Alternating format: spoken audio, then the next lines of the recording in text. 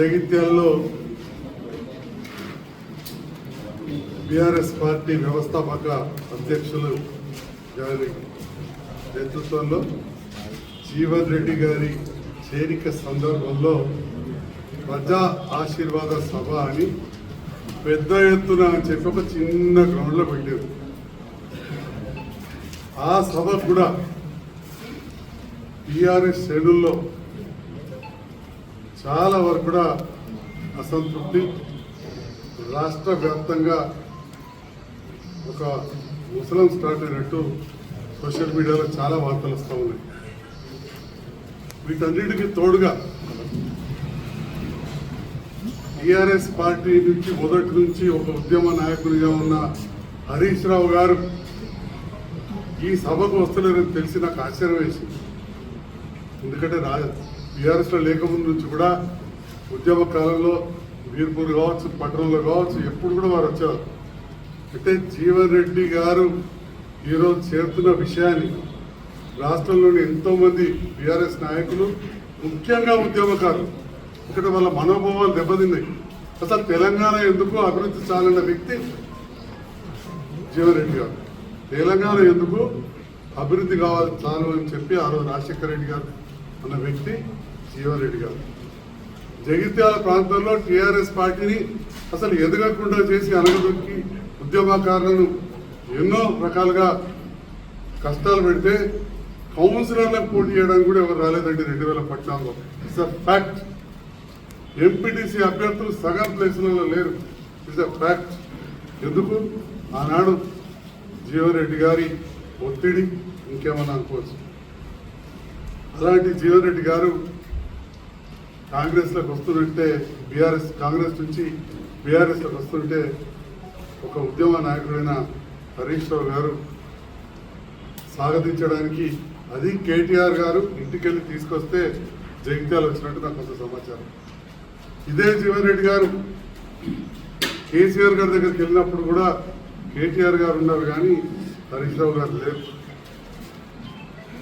మొన్నేదో సభకు చూడడానికి కేటీఆర్ గారితో వచ్చి ప్రెస్ మీట్ పెట్టి 4 మాటలు మాట్లాడిపోయారు. తప్పకుండా నాకైతే అనిపిస్తూ ఉంది, సోషల్ మీడియాలో కూడా చూస్తూ ఉన్నాం, కాళేశ్వరం ప్రాజెక్టు కట్టిన కేసీఆర్ను వీళ్ళను ఉరిదీయాలన్నారు. హరీష్ రావు గారు కూడా ఇరిగేషన్ మంత్రి. ఎవరన్నారు? జీవన్ రెడ్డి గారు కాళేశ్వరం ప్రాజెక్టు డబ్బులు వేస్ట్ చేసాడు, ఉరిదీయాలన్నారు.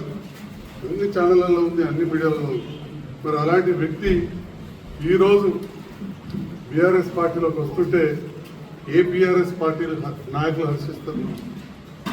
మరి కొంత సమాచారం సోషల్ మీడియాలో హరీష్ రావు గారు ఢిల్లీ బయలుదేరి వెళ్తా ఉన్నారు, బీజేపీ నాయకులతో కలవబోతున్నారని చెప్పి సమాచారం వస్తారు. టీఆర్ఎస్ పార్టీలోని ఎమ్మెల్యేలు, అన్న ఇప్పటికే కవితం వెళ్ళిపోయింది, మన దాంట్లోకి వెళ్ళి చీలికస్తా ఉంది, మనం ఇంట్లుండే జీవన్ రెడ్డిని ఎదిరిద్దాం, మీరు పోవద్దని చెప్పి కొందరు ఎమ్మెల్యేలు హరీష్ రావు గారిని రిక్వెస్ట్ చేస్తున్నట్టు చేస్తూ ఉంది. ఆ ఎమ్మెల్యేలు జీవన్ రెడ్డి గారు ఏ పార్టీలు ఉంటే ఆ పార్టీ ఎదగదు, అదొక ఐరన్ లెగ్ అని చెప్పి 83 నుంచి ఉదాహరణ చెప్పుకొస్తున్నారు. మీరు ఏ రోజు కూడా ఇవ్వలేదు. అసలు రాష్ట్ర స్థాయి రాజకీయాల్లోకి తీసుకెళ్ళి నన్ను పదే పదే విమర్శించి ఆ స్థాయిలో తీసుకెళ్ళారు సంజయ్ కుమార్ అనే వ్యక్తి.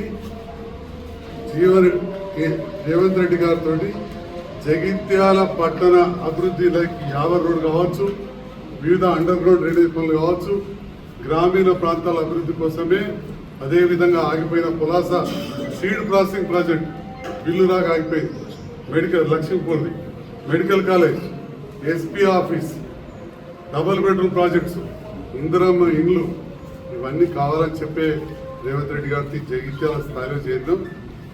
ఏనాడు కూడా నేను జీవన్ రెడ్డి గారిని వ్యక్తిగతంగా విమర్శించలేదు. నన్ను 10 మాటలు అంటే ఒక్క మాట కూడా నేను అనలేదు.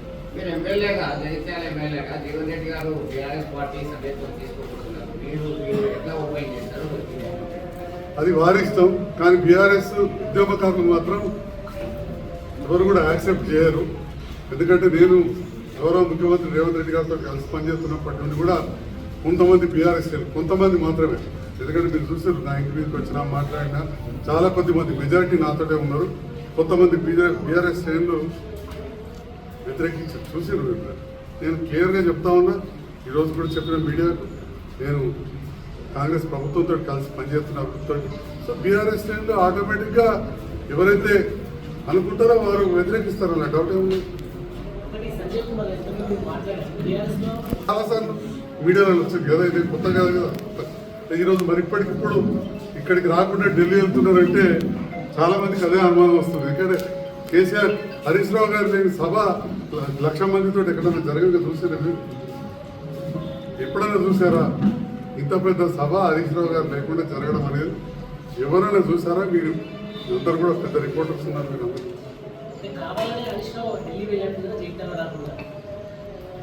అంతే అనిపిస్తుంది. సోషల్ మీడియాలో చూస్తే ఈ సందర్భంలో కొంత మాట్లాడుతున్నాను. మీతో నాకున్న తెలిసిన సమాచారాన్ని మీతోటి నేను షేర్ చేస్తాను.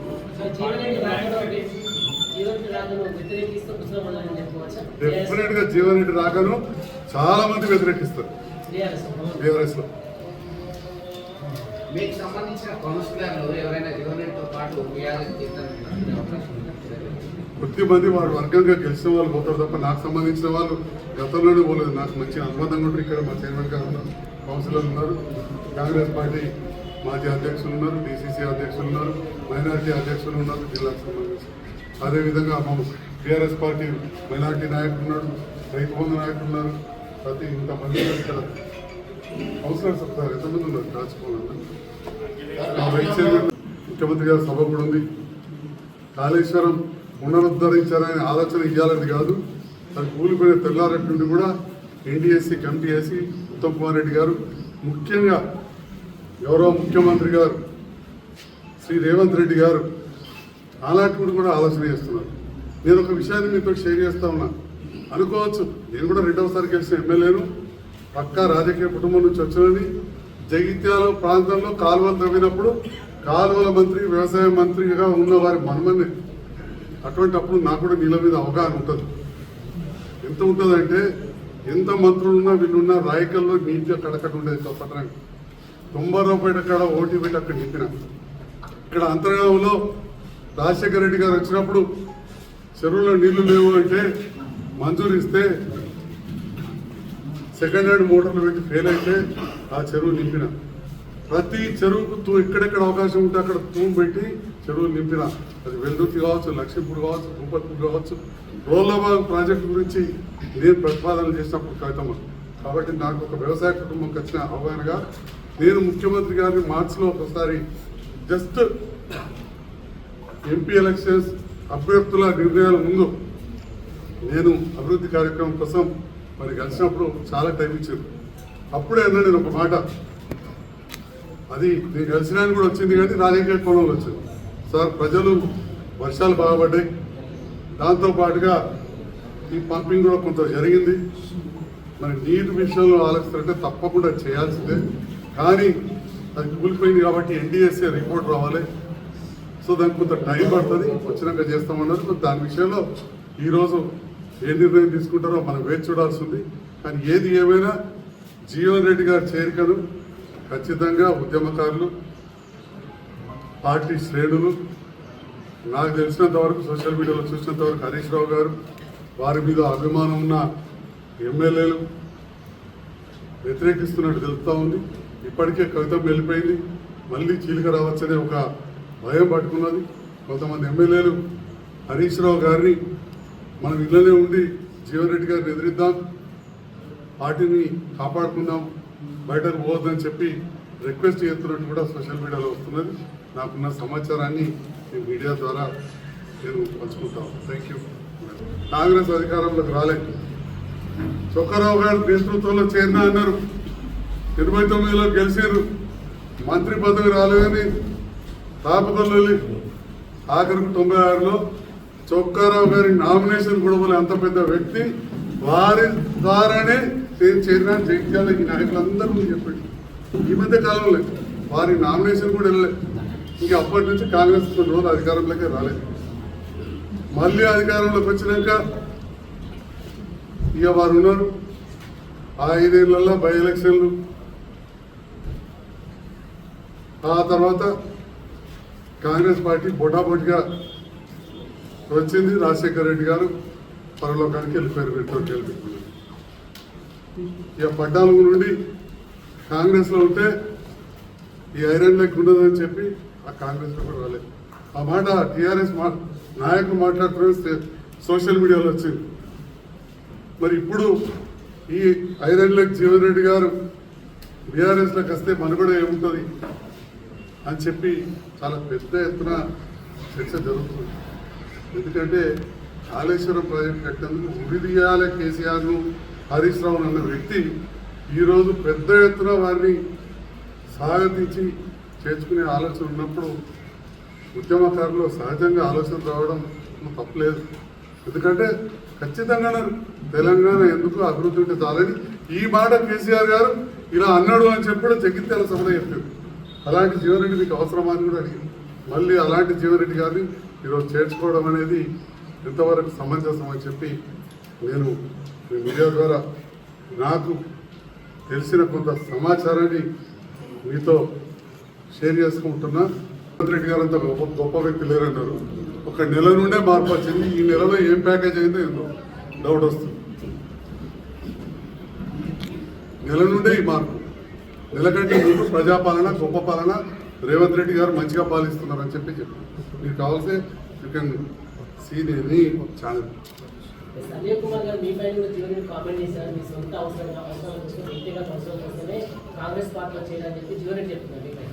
నాకు రాజకీయంగా, ఆర్థికంగా రాజకీయంగా లబ్ధి పొందాలని తప్పకుండా ఉంటుంది. జగిత్యాల ప్రాంతం అభివృద్ధి కావాలని ఉంటుంది. కానీ ఆర్థికంగా అభివృద్ధి కావాల్సిన అవసరం, పైసలు సంపాదించుకునే అవసరం నేను బాగా ఎక్కువ లేకుండా లేదు. ఈ గత 12 ఏళ్లలో అధికార పార్టీతో ఉన్న 10 ఏళ్ళు మరి నా ఆస్తులు పెరిగినాయా పెరగలేదా మీరు ఎక్కడన్నా చూసుకోండి. అన్నీ ఉన్నాయి. ఇవన్నీ పెట్టాలి. చాలా సంతోషం. అప్పుడు మాట్లాడదాం. వారి ఆస్తులు ఏందో, వారే గుట్ట మీరు ఇవన్నీ మళ్ళీ మాట్లాడతాయి. వారు అన్నప్పుడు వారు అన్నది నేను అనకూడదు కదా. వారు నాకంటే పెద్దవాళ్ళు కదా, గౌరవం ఇవ్వాలి కదా. వారు నన్ను అగౌరవపరిచినాడు, నరికేస్తా అన్నాడు, వాడోడు వీడోడు అన్నాడే నేను మాట్లాడలేదు. ఇప్పుడెందుకు అసలైన తొలి వెలుగు. ఫాలో వాట్సాప్ @తొలి వెలుగు అఫీషియల్.